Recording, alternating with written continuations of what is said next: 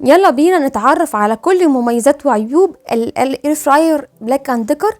اول حاجه في المميزات ان هي في منها مقاسين، في مقاس 4 لتر وفي مقاس 5 لتر. فلو اسرتي صغيره ينفع اجيب ال4 لتر، لو انا اسرتي كبيره اجيب المقاس الكبير اللي هو 5 لتر. وال5 لتر انا برشحه جدا لو اي اسره يعني تبتدي من 4 افراد. المقاس الكبير هو طبعا العامل اكتر بالنسبه لكم. الاكل في بلاك اند ديكر حلو جدا، في الناجتس، البطاطس المحمره، الفراخ المقليه بدون دهون او دهون قليله. يعني اي حاجه هكون بستخدمها في الاير فراير بكون برشها برشه زيت قليله جدا.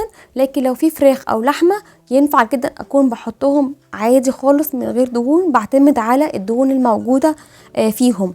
كمان هي الساعه الكبيره بتساعدني ان هي بتنجز معايا في الكميات الكبيره، بس طبعا كميات يعني تكفي 4 افراد، يعني مش تكفي عزومه.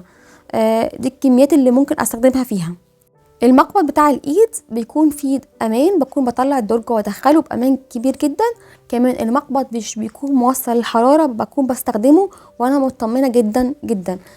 كمان القاعده بتاعتها مقاومه للانزلاق، يعني فيها زي الكاوتش كده او حاجه لما بكون بحطها على الرخامه مش بتتحرك وتيجي معايا بسهوله جدا، فدي كمان ميزه موجوده فيها.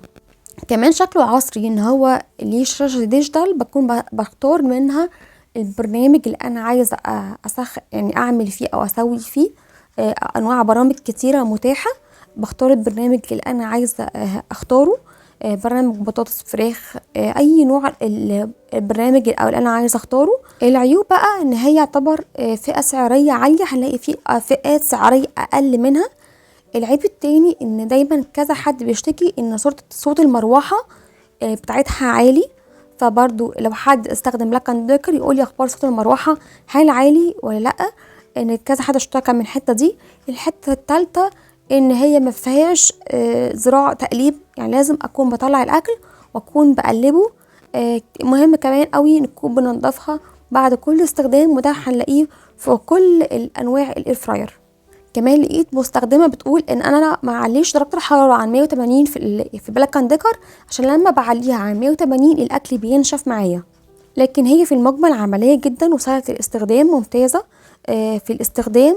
جوده الصناعه فيها كويسه. التوقيت والتسجيل بتاع انواع الاكل او الاكلات فيها مناسب، فدايما اتبع يعني انا ايه نوع الاكل اللي انا حاطاه. يعني اقرا كتالوج مكتوب فيه كل وصفه بتاخد وقت قد ايه، الكيك، السمك، الخضار، اي حاجه، اشوف انا الوجبه بتاعتي بتاخد وقت قد ايه واتبع الكتالوج. فدايما بيشكروا في ان التايمر الوقت المكتوب في الكتالوج هو مناسب جدا. والحقيقه بلاك اند ديكر من الماركات اللي الريفيوهات عليها حلوه جدا في الاير فراير. وهتلاقوا على القناه فيديوهات كتيره لماركات تانية انا عاملاها ريفيوهات برضو، مميزات وعيوب كل نوع.